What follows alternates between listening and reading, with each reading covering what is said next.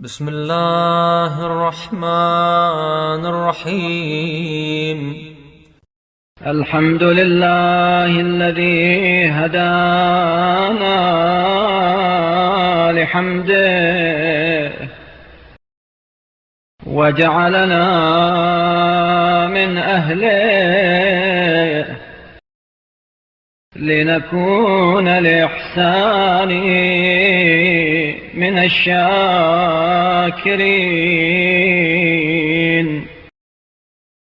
وليجزينا على ذلك جزاء المحسنين. والحمد لله الذي حبانا بدينه واختصنا بملته وسبلنا في سبل إحسانه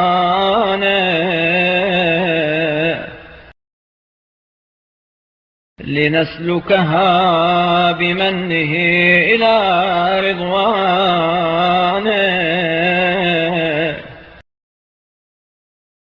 حمدا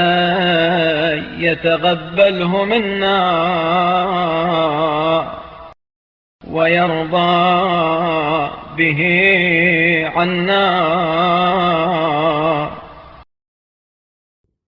والحمد لله الذي جعل من تلك السبل شهره شهر رمضان، شهر الصيام وشهر الإسلام وشهر الطهور وشهر التمحيص وشهر القيام الذي أنزل فيه القرآن هدى للناس وبينات من الهدى والفرقان، فأبان فضيلته على سائر الشهور بما جعل له من الحرمات الموفورة والفضائل المشهورة، فحرم فيه ما أحل في غيره إعظاما وحجر فيه المطاعم والمشارب إكراما وجعل له وقتا بينا لا يجيز جل وعز أن يقدم قبله ولا يقبل أن يؤخر عنه. ثم فضل ليلة واحدة من لياليه على ليالي ألف شهر وسماها ليلة القدر. تنزل الملائكة والروح فيها بإذن ربهم من كل أمر سلام دائم البركة إلى طلوع الفجر على من يشاء من عباده بما أحكم من قضائه. اللهم صل على محمد وآله وألهمنا معرفة فضله وإجلال حرمته والتحفظ مما حضرت فيه، وأعنا على صيامه بكف الجوارح عن معاصيك واستعمالها فيه بما يرضيك، حتى لا نصغي بأسماعنا إلى لغو ولا نسرع بأبصارنا إلى لهو، وحتى لا نبسط أيدينا إلى محظور ولا نخطو بأقدامنا إلى محجور، وحتى لا تعي بطولنا إلا ما أحللت، ولا تنطق ألسنتنا إلا بما مثلت، ولا نتكلف إلا ما يدني من ثوابك، ولا نتعاطى إلا الذي يقي من عقابك. ثم خلص ذلك كله من رئاء المرائين وسمعة المسمعين، لا نشرك فيه أحدا دونك، ولا نبتغي فيه مرادا سواك. اللهم صل على محمد وآله وقفنا فيه على مواقيت الصلوات الخمس بحدودها التي حددت وفروضها التي فرضت ووظائفها التي وظفت وأوقاتها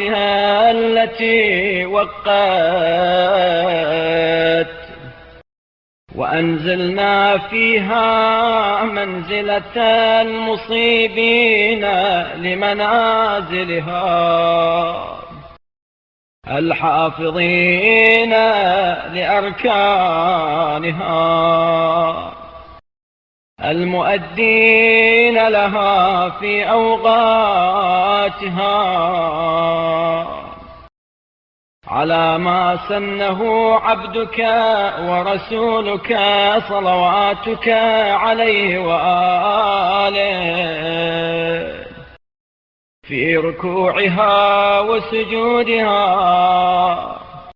وجميع فواضلها على أتم الطهور وأسبغه وأبين الخشوع وأبلغه، ووفقنا فيه لأن نصل أرحامنا بالبر والصلة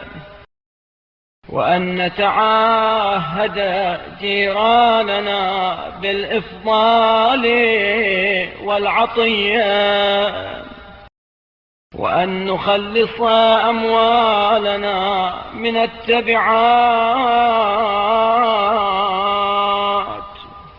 وأن نطهرها بإخراج الزكوات،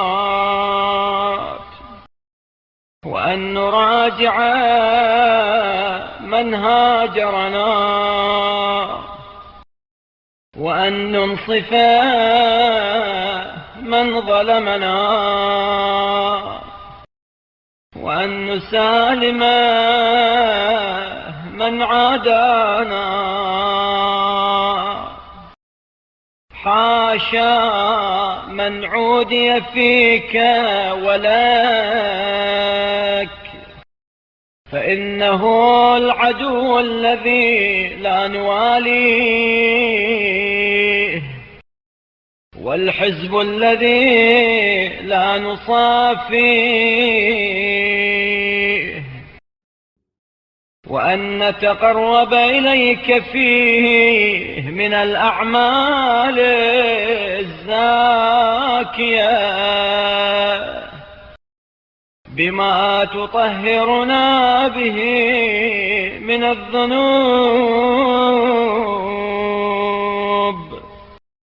وتعصمنا فيه مما نستأنف من العيوب، حتى لا يورد عليك أحد من ملائكتك إلا دون ما نورد من أبواب الطاعة لك وأنواع القربة إليك. اللهم إني أسألك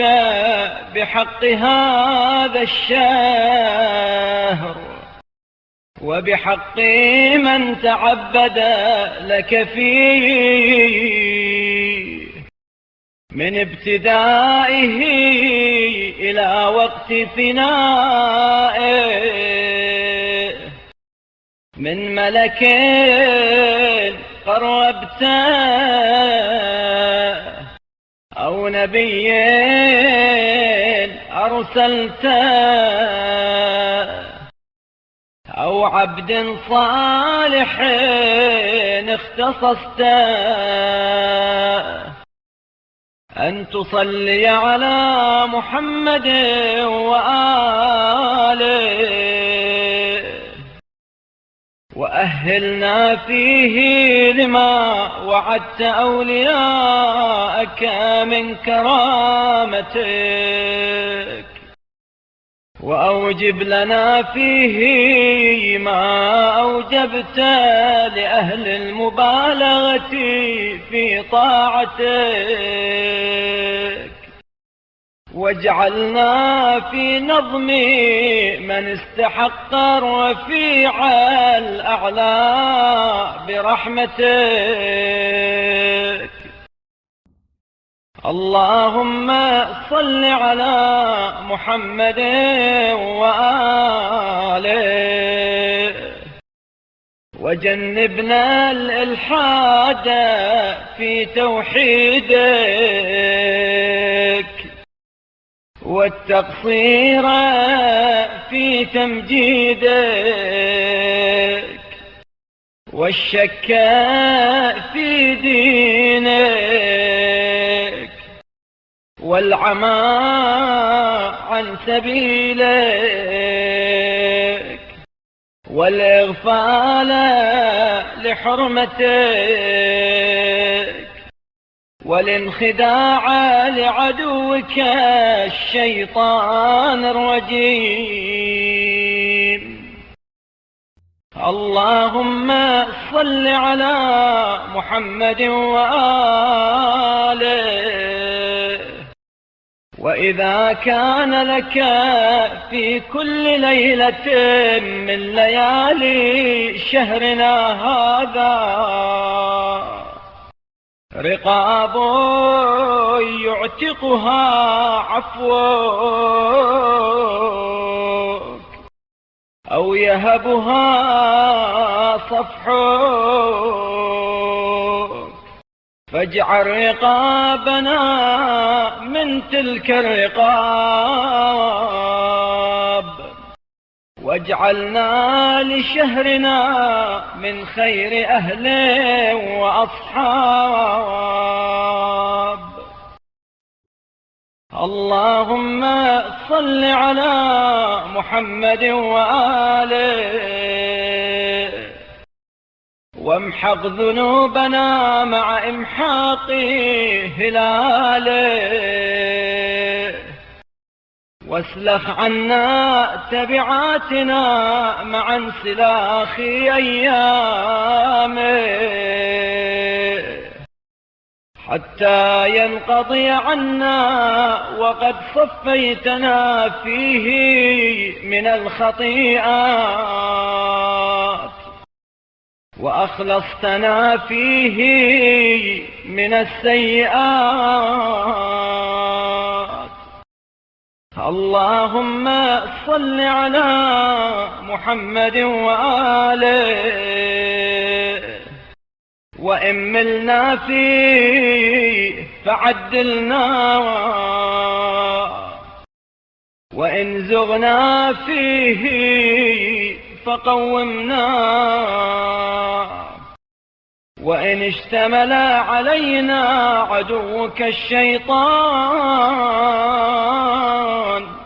فاستنقذنا منه. اللهم اشحنه بعبادتنا إياك، وزين أوقاته بطاعتنا لك، وأعنا في نهاره على صيامه،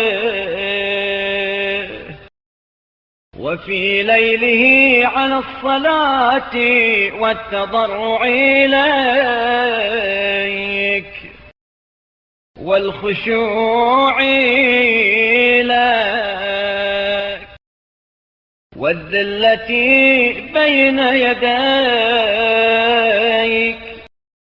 حتى لا يشهد نهاره علينا بغفلة، ولا ليله بتفريط. اللهم واجعلنا في سائر الشهور والأيام كذلك ما عمرتنا، واجعلنا من عبادك الصالحين الذين يرثون الفردوس هم فيها خالدون، والذين يؤتون ما أتوا وقلوبهم وجلة أنهم إلى ربهم راجعون. ومن الذين يسارعون في الخيرات وهم لها سابقون. اللهم صل على